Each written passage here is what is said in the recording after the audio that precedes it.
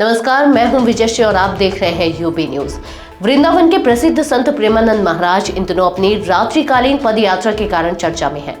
वह प्रतिदिन रात को अपने घर से निकलकर केली कुंज आश्रम तक पद यात्रा करते थे, जिसमें हजारों लोग उन्हें देखने के लिए इंतजार करते थे।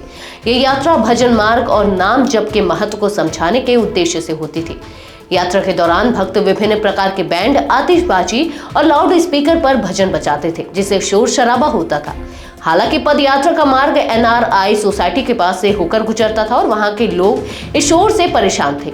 उनका विरोध बढ़ने के बाद संत प्रेमानंद महाराज ने अपनी यात्रा का समय, मार्ग और तरीका बदल दिया। इस मुद्दे पर बागेश्वर धाम के संत धीरेन्द्र शास्त्री ने भी अपनी नाराजगी व्यक्त की। उन्होंने कहा कि कुछ महिलाएं जो इस यात्रा का विरोध कर रहे हैं, उन्हें इंसान नहीं कहा जा सकता। धीरेन्द्र शास्त्री ने इस मामले पर प्रतिक्रिया देते हुए कहा, पुराने समय में राक्षसों को हवन पूजा से परेशानी होती थी, लेकिन इंसानों को कभी भी भजन से कोई दिक्कत नहीं होनी चाहिए। उन्होंने यह भी कहा कि विरोध करने वाले लोग असल में मानव नहीं हो सकते। शास्त्री ने कहा कि अगर किसी को इस यात्रा से परेशानी है तो उन्हें वृंदावन छोड़कर दिल्ली चले जाना चाहिए, क्योंकि यहाँ तो राधे राधे ही होगा, आधे आधे नहीं। बागेश्वर धाम के संत ने यह भी कहा कि अगर जरूरत पड़ी तो वह खुद वृंदावन आकर प्रेमानंद महाराज से इस यात्रा को फिर से शुरू करने की अपील करेंगे। उन्होंने यह भी मजाकिया अंदाज में कहा कि विरोध करने वालों की ठठरी बांधने की बात कही।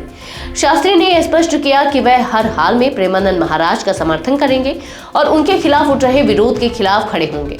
इस विवाद के बाद प्रेमानंद महाराज ने अपनी पदयात्रा का रूट बदल दिया है। अब वह अपने आश्रम से कुछ दूर पहले ही भक्तों को दर्शन दे रहे हैं, ताकि वह विरोध करने वाली सोसाइटी से दूर रह सके।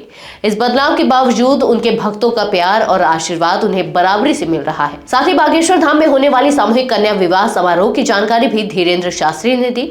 उन्होंने बताया कि महाशिवरात्रि के मौके पर बागेश्वर धाम में 251 कन्याओं का विवाह होगा, जिसमें 108 आदिवासी समाज की और 143 अन्य समाज की कन्याएं शामिल हैं। पिछले साल की तरह इस साल भी यह भव्य आयोजन होगा। कन्याओं के चयन की प्रक्रिया के बारे में शास्त्री ने बताया कि 1000 से अधिक आवेदन प्राप्त हुए थे।